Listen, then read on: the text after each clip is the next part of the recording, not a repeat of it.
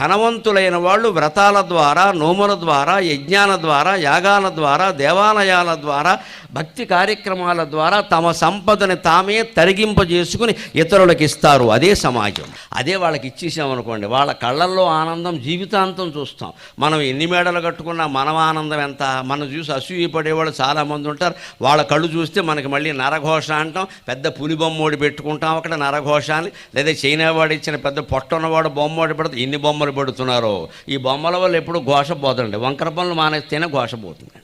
శుభ్రంగా సంపాదించాడు మళ్ళీ బొమ్మ ఒకటి పెట్టడం ఇక్కడ.